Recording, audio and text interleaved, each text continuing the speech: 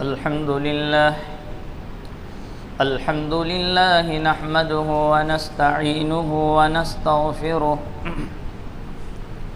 ونؤمن به ونتوكل عليه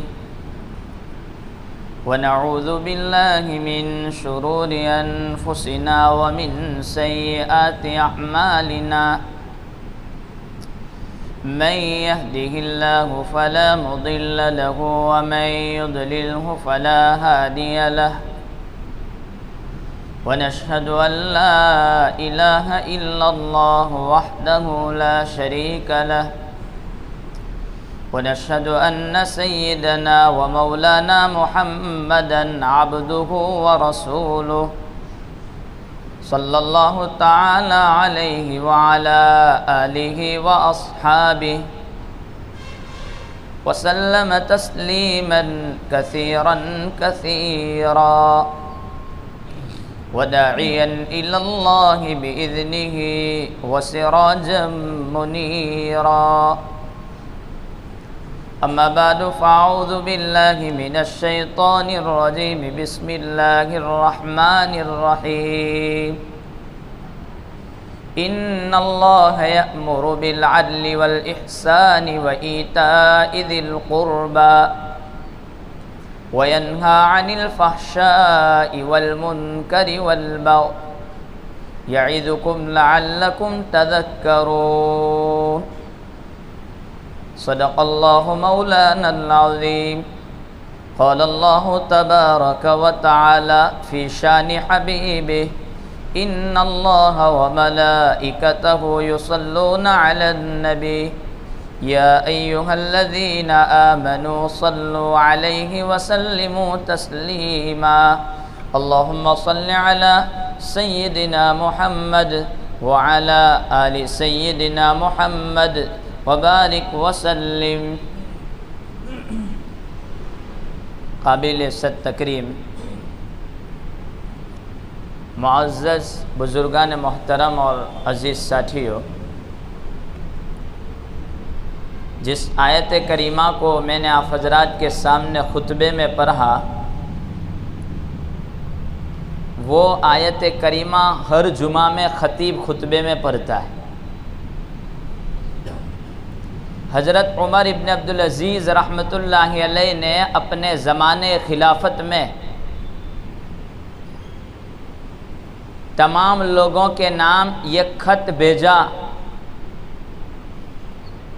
کہ جمعہ کے خطبے میں اس آیت کو لازم قرار دیا جائے، خطبے میں اس آیت کو پڑھیں۔ چنانچہ حضرت عمر ابن عبدالعزیز رحمۃ اللہ علیہ کے زمانے سے لے کر آج تک دوسرے خطبے کے اخیر میں اس آیت کریمہ کو خطیب پڑھتا ہے۔ ان اللہ یأمر بالعدل والإحسان وإیتاء ذی القربى وینہی عن الفحشاء والمنکر والبغی۔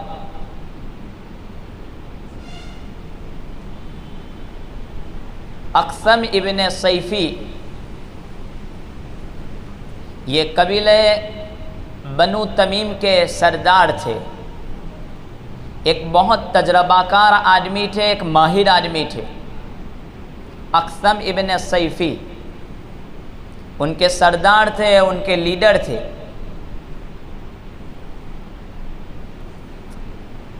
جب نبی کریم صلی اللہ تعالی علیہ وسلم نے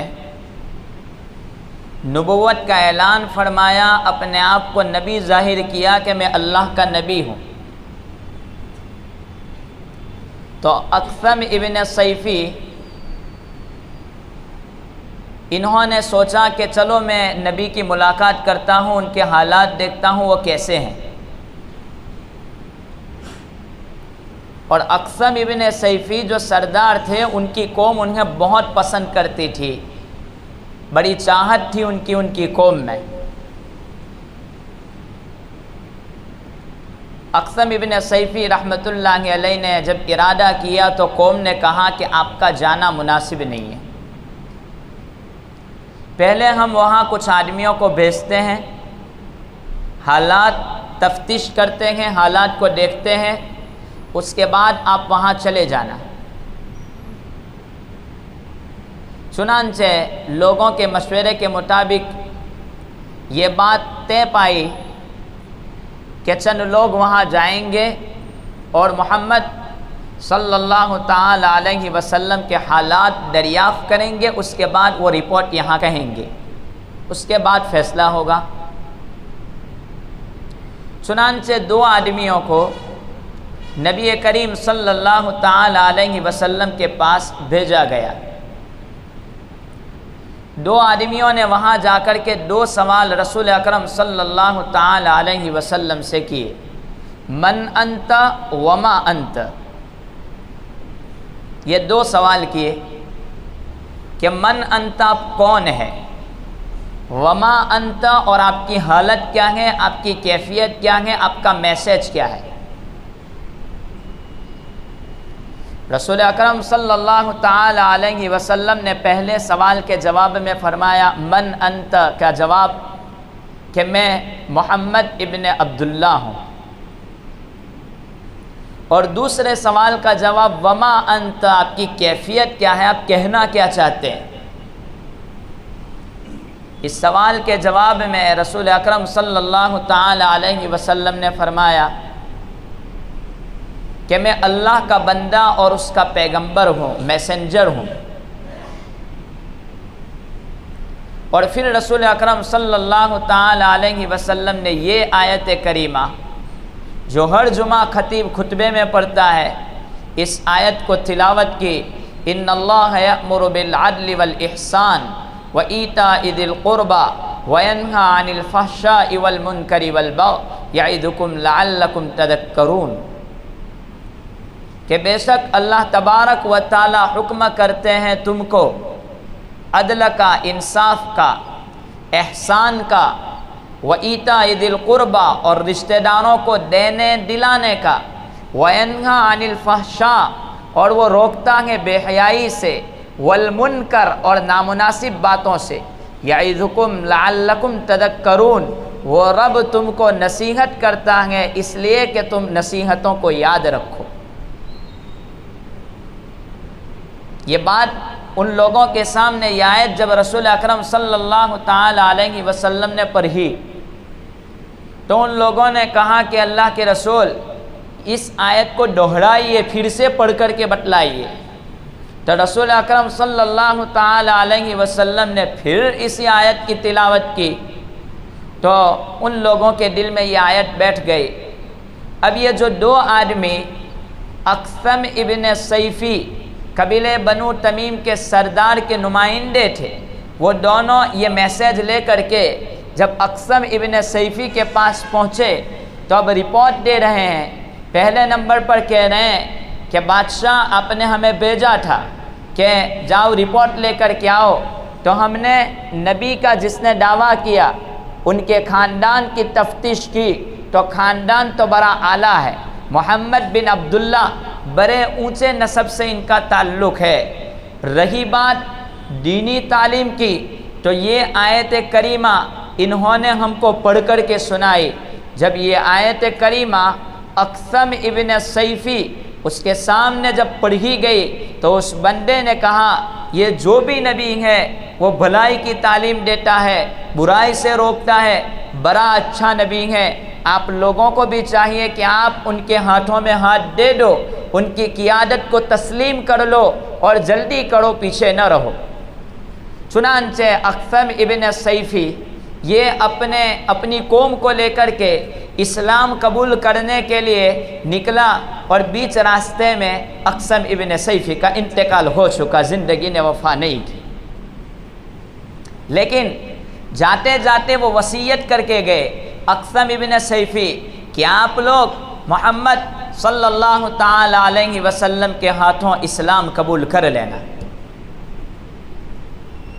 تو یہ وہ آیت کریمہ ہے کہ جس آیت کریمہ کے متعلق ایسی تعلیم دی ہے کہ جس میں اس انسانی معاشرہ بہتر طریقے سے پروان چڑھ سکتا ہے۔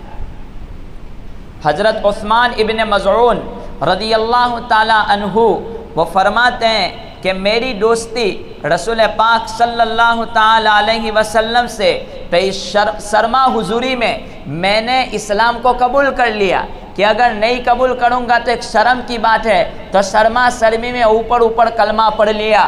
لیکن جب سورہ نحل کی یہ آیت کریمہ ان اللہ یأمر بالعدل والاحسان جب یہ آیت کریمہ اتری تو میرے دل اور میرے سینے میں اسلام بڑے اچھے طریقے سے بیٹھ گیا اور حقیقی اعتبار سے میں نے اسلام کو قبول کر لیا۔ اب یہ آیت کریمہ ہر جمعہ خطبے میں پڑھی جاتی ہے۔ جب امام اس آیت پر پہنچتا ہے تو مسجد کے تمام مصلی گویا اس طریقے سے نماز کی تیاری میں کھڑے ہو جاتے ہیں، گویا سب کو آیت کا ترجمہ بھی یاد ہے اور آیت پر بہت مطالعہ کیا ہوا ہے، اس طریقے پر تیاری میں کھڑے ہو جاتے ہیں۔ لیکن یہ آخر میں آیت یہ کیا میسج چھوڑ کر کے جاتی ہے اس کے بارے میں ہمیں کوئی پتہ نہیں ہے۔ جلدی کھڑا ہونا تو اس لیے کہ چلو اب ہمارے گھر جانے کا وقت بہت قریب ہے، اب امام فارغ ہوا، ابھی آیت کے بعد امام نماز پڑھے گا، وقت آ چکا ہے، چلو جلدی کھڑے ہو جاؤ۔ بس اس اعتبار سے معلوم ہے کہ یہ آیت خطبے میں آخر میں پڑھی جاتی ہے، ورنہ آیت آخر میں کیا میسج دیتی ہے؟ اس آیت میں پہلی بات یہ کہ ان اللہ یأمر بالعدل کہ اللہ تبارک و تعالی حکم دیتے ہیں تم کو عدل کا، انصاف کا، بے انصافی کرنے سے رکنے کا۔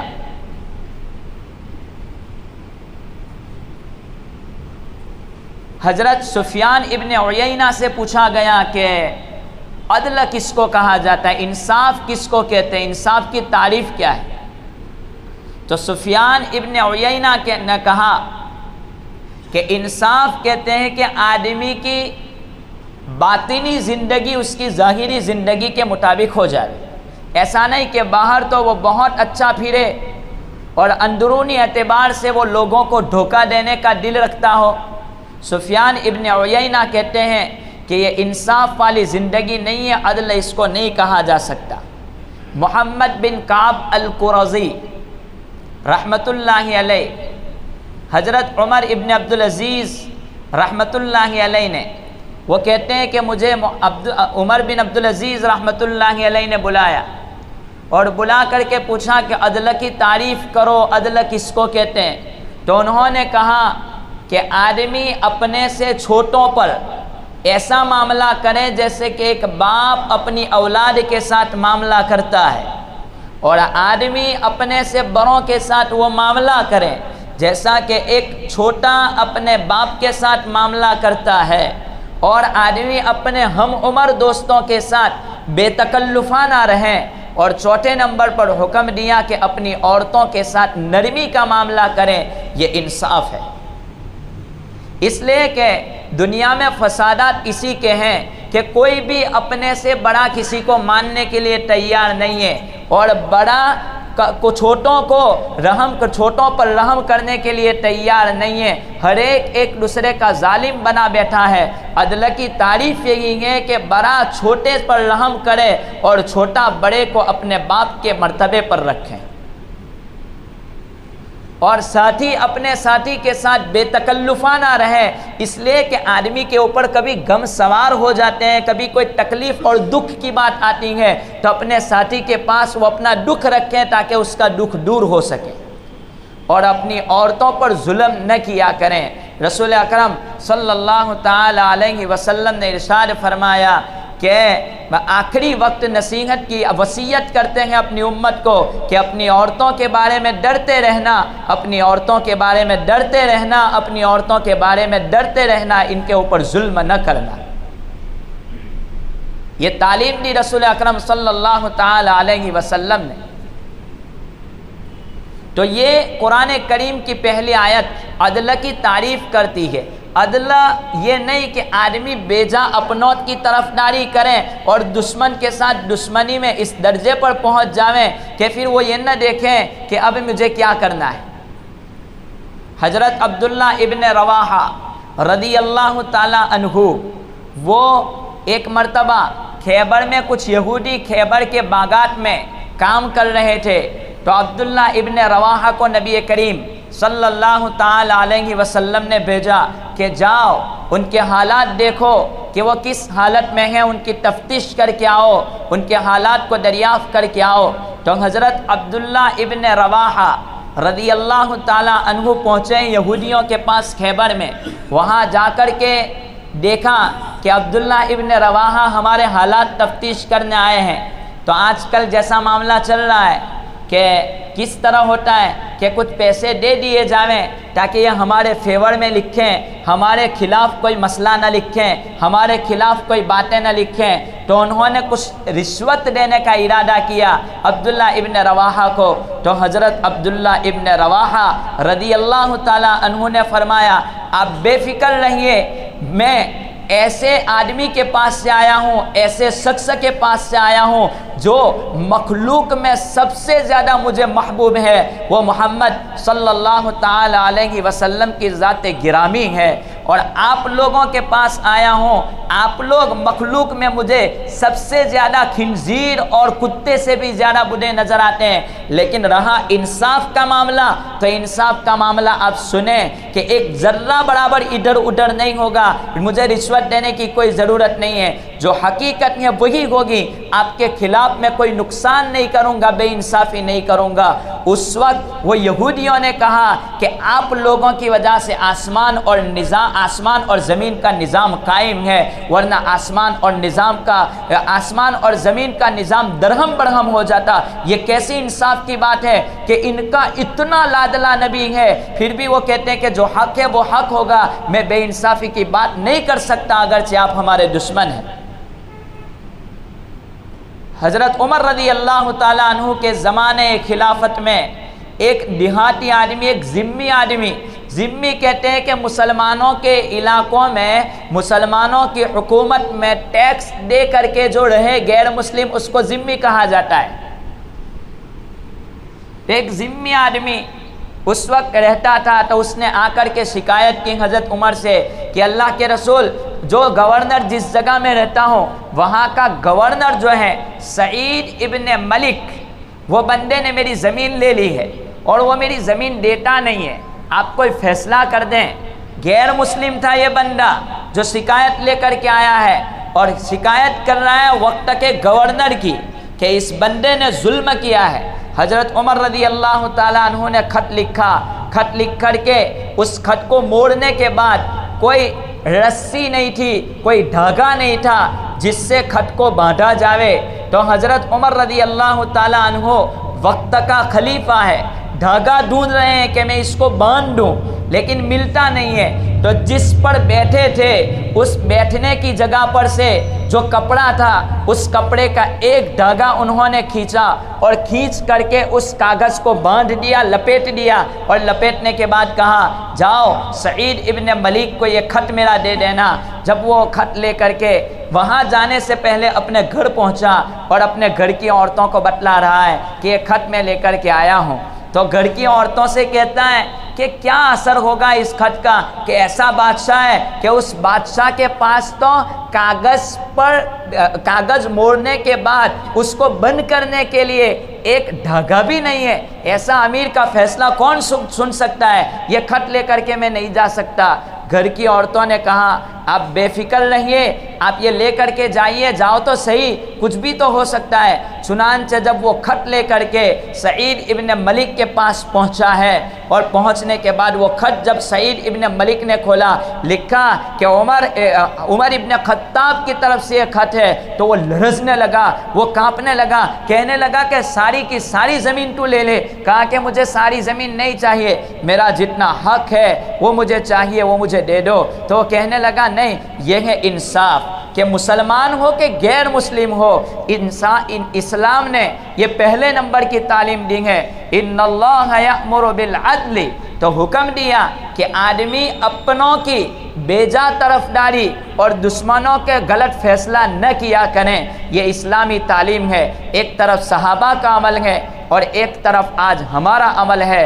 قبیلہ غسان کا ایک بادشاہ، غسان قبیلے کا ایک بادشاہ جبلہ ابن ایہم، اس نے اسلام قبول کیا. اسلام قبول کرنے کے بعد وہ کعبۃ اللہ کا حج پڑھنے کے لیے پہنچا ہے. بادشاہ ہے، حضرت عمر کے زمانے میں حج پڑھ رہا ہے، طواف کر رہا ہے، دوران طواف اس کی لنگی کا کپڑا لٹک رہا تھا. پیچھے ایک غریب آدمی طواف کر رہا تھا تو بھولے سے غریب آدمی کا پیر اس کی لنگی پر لگ گیا، جس کی وجہ سے اس کا کپڑا ہٹا تو اس بندے نے پیچھے مڑ کر کے دیکھا اور ایک تماچا زور سے مارا، جس کی وجہ سے اس کا دانت گر گیا۔ وہ غریب بندہ حضرت عمر رضی اللہ تعالیٰ عنہ کے پاس گیا اور جا کر کے کہا، اے عمر، ایک بندہ غسان کا بادشاہ جس نے مجھے تماچا مارا ہے، جس کی وجہ سے میرا دانت گر گیا ہے، مجھے انصاف چاہیے۔ حضرت عمر رضی اللہ تعالیٰ عنہ نے وہ غسان کا بادشاہ اس کو بلایا، تو نے ایسا ظلم کیا ہے، آج انصاف ہوگا، قصاص ہوگا، سن کے بدلے سن، دانت کے بدلے میں دانت، آج یہ فیصلہ ہو کر رہے گا۔ تو اس بندے نے کہا، ایک رذیل اور غریب قسم کا بندہ، اس کا فیصلہ مجھ بادشاہ سے لیا جائے گا؟ انصاف نہیں ہو سکتا، میں بادشاہ ہوں، یہ غریب اور رذیل ہے، اگر میں نے اس کو تماچا مارا تو کیا مجھے بھی تماچا مارا جائے گا؟ کہا ہاں، قصاص تو ہوگا، چاہے وہ بادشاہ ہو چاہے وہ کوئی غریب قسم کا آدمی ہو۔ اسلام میں انصاف کے علاوہ کوئی جگہ نہیں ہے، یہی تو اسلام ہے۔ اسی پر اس نے کہا کہ ٹھیک ہے، اگر آپ انصافی چاہتے ہیں تو مجھے ایک دن کا وقت چاہیے، ایک دن کے بعد آپ مجھ سے قصاص لے لینا۔ لیکن وہ بندہ ایک دن کی مہلت لے کر کے کعبۃ اللہ سے وہ تو بھاگ گیا اور اس کے بعد وہ نصرانی ہو گیا اور وہ مرتد ہو گیا۔ حضرت عمر نے یہ فیصلہ سنایا کہ غریب ہو کہ مالدار کوئی فرق نہیں پڑتا، چاہے وہ رئی بادشاہ بیٹھا ہو تو ہمیں کیا مطلب، لیکن فیصلہ تو انصاف کے ساتھ۔ تو یہ پہلی بات قرآن کریم کی یہ آیت کریمہ ہر جمعہ خطبے میں پڑھی جاتی ہے، ان اللہ یأمر بالعدل، اللہ تبارک و تعالی تمہیں عدل کا حکم کرتا ہے، انصاف کا حکم کرتا ہے، بے انصافی سے آپ کو روکتا ہے۔ حضرت اسامہ ابن زید رضی اللہ تعالیٰ عنہ نبی کریم صلی اللہ تعالیٰ علیہ وسلم کے پاس آئے، جبکہ قبیلہ بنو مخزوم کی ایک عورت فاطمہ نامی عورت نے چوری کی تھی، تو اسلامی سزا کے اعتبار سے چوری میں ہاتھ کاٹا جاتا ہے، تو اس عورت نے چوری کی، تو اب ہاتھ کاٹنے کا فیصلہ ہوا۔ تو اسامہ ابن زید سے لوگوں نے کہا، محمد صلی اللہ علیہ وسلم سے سفارش کرو کہ یہ بڑا اونچا خاندان ہے، ان کا ویلیو ہے، ان کی عزت ہے، آپ محمد صلی اللہ علیہ وسلم سے کہیں کہ ان کو معاف کر دیں۔ حضرت نبی پاک صلی اللہ علیہ وسلم کے پاس جب سفارش لے کر کے گئے ہیں حضرت اسامہ ابن زید، محمد صلی اللہ علیہ وسلم غصے ہو گئے۔ اسلام بے انصافی کی تعلیم نہیں دیتا ہے، اسلام انصاف کی تعلیم دیتا ہے۔ یہ تو قبیلہ بنو مخزوم کی فاطمہ ہے، اگر اس جگہ پر میری بیٹی فاطمہ بنت محمد بھی ہوتی تو آج اس کا بھی ہاتھ کاٹ دیا جاتا۔ یہ ہے اسلام کی تعلیم، عدل کو مد نظر ہر جگہ، گھروں میں بھی، اپنی اولاد کے ساتھ میں بھی، یہ تمام چیزوں کو، عدل پر بہت ساری چیزیں ہیں اس آیت کریمہ کر، باقی باتیں انشاءاللہ آئندہ اللہ تبارک و تعالی ان تمام باتوں پر ہمیں عمل پیرا ہونے کی توفیق عطا فرمائے۔ آمین وآخر دعوانا الحمدللہ رب العالمین۔